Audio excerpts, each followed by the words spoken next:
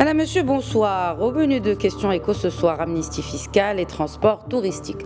Fisc donc en première partie, la fin des échéances approche à grands pas, la fin de ce mois de juin étant le dernier délai pour bénéficier de l'annulation des majorations, amendes, pénalités et frais de recouvrement relatifs aux impôts et autres taxes ou droits ou contributions, mais aussi les redevances dues aux collectivités territoriales. Il faudra donc s'acquitter de ces dus et ainsi assainir la situation fiscale, remettre surtout les compteurs à zéro avec l'administration fiscale. Quelles sont les créances éligibles? Que se passerait-il si on ne respecte pas cette échéance? Que prévoit la loi de finances 2021 en termes d'amnistie fiscale et combien vise l'État à travers cette opération? Pour répondre à ces questions, Mehdi Fakher, fiscaliste et analyste économique, sera avec nous ce soir. Ensuite, en seconde partie, nous ferons le point avec un professionnel du transport touristique sur la situation inquiétante du secteur. Lourdement criblé de dettes, beaucoup de ces professionnels lancent des appels au secours à l'État. Alors, est-ce qu'ils entrevoient le bout du tunnel avec la réouverture de l'espace aérien marocain? Nous ferons le point sur la situation en compagnie de Saad Chamzali de l'Association patronale des transporteurs touristiques de la région Marrakech-Safi. Bienvenue à tous.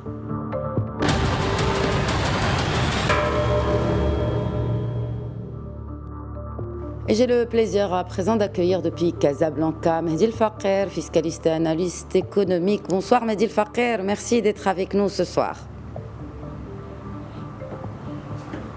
Bonsoir et merci pour l'invitation. Le compte à rebours a donc commencé pour les contribuables qui désirent bénéficier de l'annulation totale des amendes, pénalités, majorations et frais de recouvrement afférents au principal des impôts, droits et taxes. Alors, quelles sont ces amendes ou pénalités dont on parle ici, Mehdi Fakher? La loi de finances 2021 a précisé que pratiquement toutes les créances publiques qui sont gérées ou confiées à un comptable public sont éligibles à cette amnistie.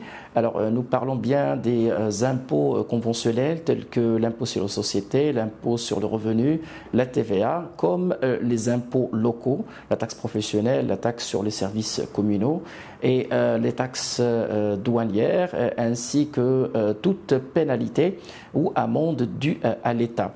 Le principe est simple. Si nous parlons d'une créance publique, c'est-à-dire sous forme d'un principal adossé à des pénalités, majorations et des frais de recouvrement, l'annulation est de l'ordre de 100% si on s'acquitte du principal. Ceci ne concerne que les créances de 2019 et antérieures, et les créances de 2020 ne sont pas concernées. Par contre, lorsqu'il s'agit de pénalités uniquement, simple pénalité, alors là, l'amnistie concerne 50% à condition de s'acquitter immédiatement de 50% de ces pénalités. Les questions se posent sur le périmètre de cette amnistie. Alors, comme je l'ai expliqué, c'est toute créance publique. Il ne faut pas entendre uniquement les créances fiscales ou parafiscales uniquement, mais toutes les créances. À titre d'exemple, si je prends le cas des pénalités ou des amendes, les contraventions de circulation sont bel et bien concernés par cette amnistie. Très bien. Mais qu'en est-il du coup? Est-ce que la loi de finances a prévu quelque chose pour les impayés de 2020? Non, malheureusement, rien n'a été prévu pour une raison simple, c'est qu'il y avait il allait y avoir un problème de délit d'illicité parce que la loi de finances a été bel et bien votée en 2020 et le fait d'exclure bien sûr au 2020, c'était exprès parce que c'était l'année de l'adoption de la loi. Et donc, c'est comme si on allait pousser ou peut-être demander à des contribuables de ne pas s'acquitter de leurs devoirs en attendant la clôture de cette année, le démarrage de 2021.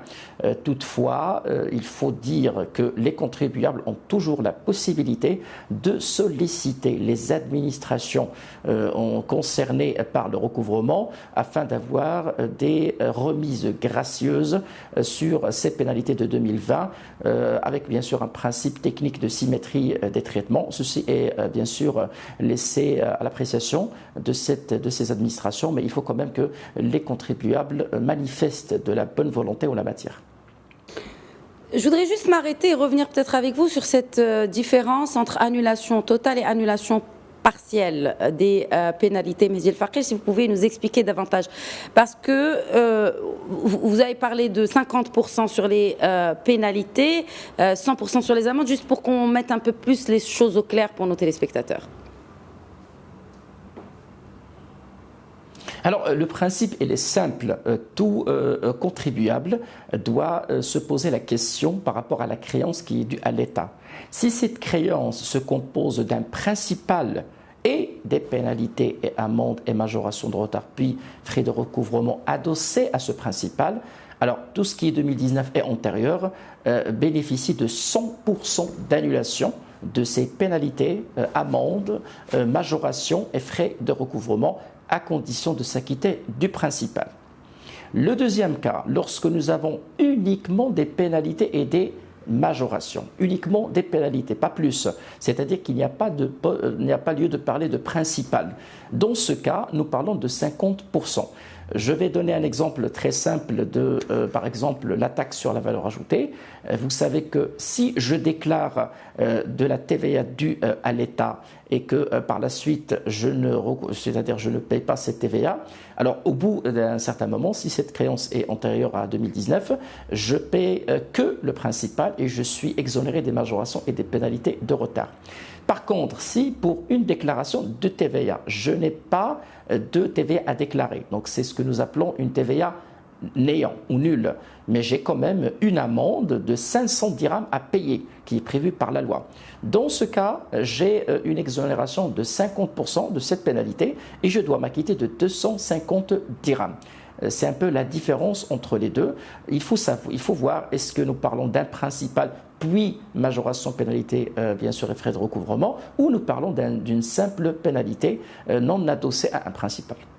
Alors, au-delà du 30 juin, il se passe quoi, Mehdi El Faghir, au cas où on ne s'acquitte pas de ces dus fiscaux? Au-delà du 30 juin, c'est le droit commun. Donc, c'est le retour à l'application des lois en vigueur. Donc, l'amnistie cesse de produire ses effets et de ce fait-là, tout contribuable ou redevable à l'État est bien sûr responsable, bien sûr vis-à-vis de l'État, de ses créances dues.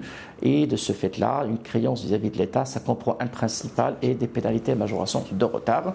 Et ça va être vraiment dommage de rater cette occasion qui permettrait vraiment d'atténuer et de liquider une partie non négligeable de cette créance. Et de ce fait-là, donc, c'est un appel à tous les contribuables pour saisir cette occasion qui se présente et qui ne va pas trop durer. Après, bien sûr, les administrations en charge du recouvrement des créances publiques ont toute la latitude pour appliquer la loi. Certes, il y a toujours cette possibilité de demander et de solliciter des remises gracieuses, mais ceci est laissé à l'appréciation, bien sûr, de ces administrations. Ce n'est pas quelque chose qui est acquise. Est-ce qu'on pourrait éventuellement envisager un nouveau délai, compte tenu de la situation délicate que traversent beaucoup d'entreprises marocaines? Écoutez, sur le plan légal, impossible. Impossible, parce que ceci supposerait une loi des finances rectificative et je ne pense pas que les délais, enfin en termes de temps matériel, c'est très court, très court même, et impossible sur le plan légal, de par les textes ou le corpus qui existe actuellement, d'imaginer un rallongement. Ce n'est même pas prévu au niveau de la loi. Si ça aurait dû être plutôt prévu, on allait éventuellement en parler, mais effectivement, sur le plan en tout cas légal maintenant, c'est vrai que c'est une aubaine que beaucoup d'entreprises souhaiteraient en bénéficier, le contexte étant critique et délicat, mais malheureusement, la loi étant rédigée ainsi, le 30 juin, c'est le 30 juin. Et quid du rééchelonnement? Que dit la loi au sujet du rééchelonnement de ces échéances? Écoutez, moi je vais être très clair. Je ne peux pas interpréter la loi ce qui est prévu, c'est que nous parlons du paiement du principal. Le terme paiement renvoie à un paiement spontané immédiat de l'intégralité, bien sûr, de ces créances, comme il pourrait renvoyer à une entente ou un accord avec l'administration fiscale pour un rééchelonnement. Ceci dit, je recommande vivement à toute personne, bien sûr, qui souhaiterait ou qui aurait du mal éventuellement à payer, qui n'a pas peut-être les moyens matériels, en tout cas financiers, liquides, de payer immédiatement, de se rendre et de se rapprocher des administrations et des comptables publics en charge du recouvrement. Je pense que des cautions bancaires pourraient permettre de rassurer ces comptables publics quant à la solvabilité bien sûr de ces redevables, bien sûr de ces contribuables, et éviter ainsi toute mauvaise interprétation de la loi. Mais c'est un avis qui n'engage que ma modeste personne. Pour l'instant, la loi parle de paiement du principal en totalité. Il y a toujours lieu de penser, dans le cadre bien sûr de la loi, à des ententes dans le cadre bien sûr de la loi, mais la latitude bien sûr et l'appréciation demeure celle des comptables publics en charge du recouvrement de ces créances. Mehdi El Faker, compte tenu de votre expérience, vous êtes en contact avec justement les principaux intéressés, donc les contribuables, de par votre principale fonction. Est-ce que vous sentez qu'il y a une adhésion par rapport à cette opération d'amnistie fiscale? Et de l'autre côté, de combien parle-t-on? Est-ce qu'on a une idée peut-être générale sur la recette escomptée à travers cette opération d'amnistie? Écoutez, effectivement, il y a de l'intérêt, à condition de continuer cet effort de sensibilisation. Je tiens à saluer votre initiative qui intervient au point nommé pour informer. Beaucoup de contribuables ne seraient même pas au courant de l'existence de cette amnistie. C'est notre rôle en tant que technicien d'informer les contribuables et votre rôle en tant que média, bien sûr, de diffuser cette information très intéressante. Il y a de l'intérêt, les gens demandent, se renseignent et ça les intéresse beaucoup de vraiment payer le moindre possible d'impôts, mais pour assainir une fois pour toutes leur situation fiscale. Et je sens qu'il y a de l'intérêt quand même. Il y a de l'intérêt, surtout ces derniers jours. C'est une coutume chez nous au Maroc, c'est que nous attendons malheureusement les derniers jours pour profiter. Je rappelle l'épisode des amnisties de fin d'année 2020. Vous vous rappelez que c'était toujours les derniers jours, effectivement, jusqu'au 31 décembre. Il y avait toujours une bousculade pour bénéficier des carottes fiscales qu'offrait la loi de finances 2020. Je pense que ça a commencé, le compte à rebours, vous l'avez si bien dit, a commencé. Il y aurait de l'engouement. Maintenant, pour votre deuxième question, sincèrement, je n'ai pas un chiffre précis en la matière. Les recettes, les pouvoirs publics s'attendraient au maximum possible de recettes. On s'attend à des milliards quand même. Combien il y a eu quelque chose comme 3 milliards à l'issue. C'était 3 milliards, Mehdi El Faker, 3 milliards à l'issue de l'amnistie fiscale au titre de la loi de finances 2020, absolument. Oui, c'était 6 amnisties fiscales. C'était un tout petit peu plus que 3 milliards. Il me semble que nous parlons déjà de 5 milliards. Maintenant, cette année, ça devrait être moins, mais moins intéressant parce que nous parlons uniquement de pénalités et exonération de pénalités, majoration de retard. Maintenant, c'est prématuré, c'est compliqué d'avancer un chiffre, mais je pense que les recettes de l'État ont tant besoin de cet argent dans un moment difficile et critique. Nous sommes en train de préparer la loi de finances 2021. Des caisses renflouées permettraient de maintenir 2020, pardon, et de maintenir la pression fiscale à des niveaux, au minimum au niveau actuel, des caisses avec des pressions de l'endettement, des pressions du besoin de liquidité devraient amener l'État à un durcissement bien sûr en matière de recouvrement des créances publiques, ce qui est tout à fait normal parce que nous parlons de loi, d'où l'appel insistante auprès des contribuables de profiter de cette situation pour assainir leur état, leur situation et leur dû, et qu'il faut qu'ils se renseignent et qu'ils se rendent auprès de leur perception, qu'ils soient des personnes physiques ou des personnes morales, leur perception pour récupérer leur état des contribuables et avoir une idée précise de ce qu'ils doivent payer. Je dois saluer ici l'initiative de la Trésorerie générale du Royaume qui a conçu cet état de façon à calculer directement le montant à payer et permettre ainsi aux contribuables de savoir à quoi ils s'attendent. C'est-à-dire lorsque vous demandez aujourd'hui votre situation de contribuable, vous avez une idée précise du montant à payer si vous souhaiteriez profiter de cette amnistie. Merci beaucoup Mehdi El Fakr, fiscaliste et analyste économique. Merci d'avoir répondu à nos questions ce soir. Passons à présent à la seconde partie de Questions Éco.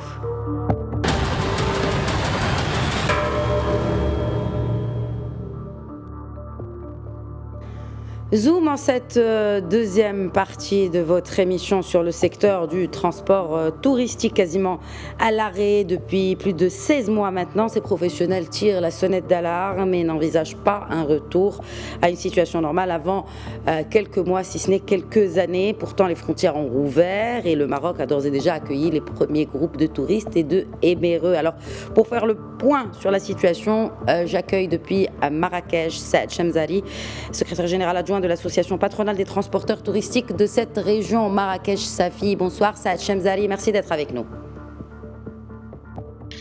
Bonsoir et merci pour votre invitation. Et si on commençait par un état des lieux, est-ce que les chiffres sont vraiment alarmants aujourd'hui malgré la réouverture des frontières ? Tout à fait. La situation est très alarmante. Le secteur sombre vers une agonie. Nous sommes à l'arrêt, comme vous l'avez bien dit, depuis plus de 16 mois, et ce depuis la déclaration de l'état d'urgence au Maroc. Nous n'avons jamais pu reprendre notre activité convenablement. Il y a eu une certaine détérioration de notre parc ou de notre flotte, ce qui a causé une certaine dévalorisation de nos entreprises suite à la chute de la valeur patrimoniale de nos véhicules. La situation financière de nos entreprises est, on ne peut plus dire très alarmante, sinon très très grave. Nous n'arrivons plus à honorer nos engagements vis-à-vis des banques et des sociétés de financement. Il y a un grand risque de poursuites judiciaires. D'ailleurs, il y a eu plusieurs poursuites judiciaires qui ont été déclenchées un peu partout dans le Maroc. Il y a eu un grand risque. Il y a également un grand risque de saisie de nos véhicules qui consiste en l'actif de nos sociétés. Et puis, par ailleurs, il y a le risque de la déclaration des faillites de nos entreprises si la situation ne change pas. Très bien, donc une situation clairement critique. Alors, si la situation ne change pas, est-ce que la situation ne change pas maintenant que les frontières sont rouvertes et qu'on commence à recevoir des groupes de touristes étrangers, mais aussi les éméreux ? Tout d'abord, nous tenons à préciser que nous avons accueilli avec très grande satisfaction la décision de reprise des vols. Par contre, cela ne peut relancer notre activité. Bien entendu, il y aura des secteurs dans le secteur touristique qui reprendront plus vite que d'autres. Nous estimons que le transporteur touristique sera vraiment le dernier à reprendre son activité. Comme vous avez noté, comme vous avez cité, Madame, il y a le retour des éméreux. Nous avons constaté que la majorité des sièges réservés sur les vols durant le mois de juillet et août et même septembre, c'est nos chers éméreux. Donc, comme vous le savez, le transport touristique n'a jamais été et ne sera jamais le moyen de transport idéal pour nos éméreux. Ils préfèrent bien davantage la location de voitures parce qu'elle offre une certaine liberté de déplacement, une certaine intimité. C'est notre à mettre au service des clients un véhicule avec chauffeur. et donc ça limite cette sorte d'intimité. Par rapport au transport touristique, il travaille beaucoup plus avec les touristes internationaux. À ma connaissance, les prix des vols restent relativement chers. Euh, Ce qui n'encourage pas vraiment les touristes internationaux à venir au Maroc durant cette période. Le fait d'avoir mis le Maroc dans la zone ou bien dans la liste orange limite bien entendu le nombre de touristes qui risquent de visiter le Maroc durant l'été. Comme vous le savez, mettre le Maroc dans la liste orange, cela signifie qu'il y a un risque de mise en quarantaine au retour, sinon des tests et tout ça. Et puis,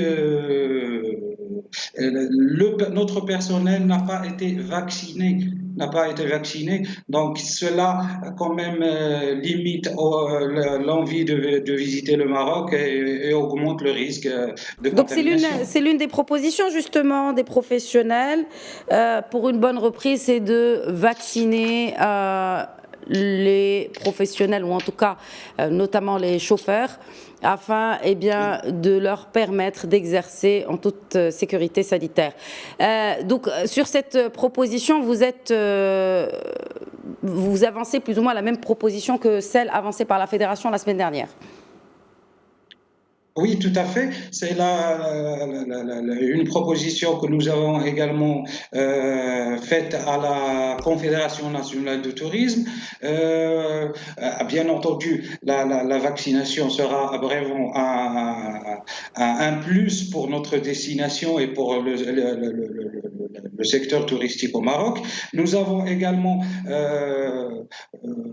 pour une reprise favorable ou plus rapide, nous avons également fait pas mal de propositions. C'est, comme vous savez, remettre un véhicule de transport touristique en activité, ça nécessite vraiment un grand investissement. Permettez-moi de rentrer un peu dans le détail. Par exemple, un véhicule de 8 places qui est de troisième série nécessitera tout simplement dans les 10 000 dirhams pour la remise en circulation. Cela, les 10 000 dirhams représentent le changement des pneus, la vidange, le nettoyage ou bien le lavage complet. Bien évidemment, nous aurons aussi besoin d'une aide du secteur des assurances. Les prix d'assurance sont très très élevés. Nous avons d'ailleurs fait part de notre volonté ou bien de notre souhait de revoir la tarification des assureurs. Comme à titre d'exemple, un véhicule de deuxième série 17 places coûterait dans les 14 000, 15 000 de frais d'assurance, alors que dans un autre service comme le transport de personnel ne coûte que dans les 5 000 dirhams. Donc la différence, elle est vraiment énorme. Nous avons aussi proposé ou bien demandé une exonération des charges fiscales et sociales de nos entreprises, la révision également du régime fiscal du secteur du transport touristique, par exemple la réduction du taux de TVA qui est de 14%, alors que dans d'autres destinations, il avoisine les 7-8%, 10% maximum. Et puis, nous avons également proposé une simplification de cahier de charges régissant notre activité et puis l'ouverture à la digitalisation, c'est-à-dire rendre plus accessibles nos services aux Marocains, aux nationaux, aux MRE et bien évidemment aux touristes internationaux. Très bien. En tout cas, pas de visibilité claire pour la reprise. Brièvement, pour terminer ça, Chemzari. Sincèrement, pour être optimiste, on peut espérer une certaine reprise début 2022, sinon beaucoup plus tard. D'ailleurs, nous avons demandé au comité de veille économique la prolongation de l'octroi des indemnités de nos salariés minimum jusqu'en décembre 2021 et également la mise en application du moratoire sans intérêt et sans pénalité pour les échéances ou bien non dues vis-à-vis des banques. Donc, si question de visibilité, je ne vois pas de reprise avant 2022.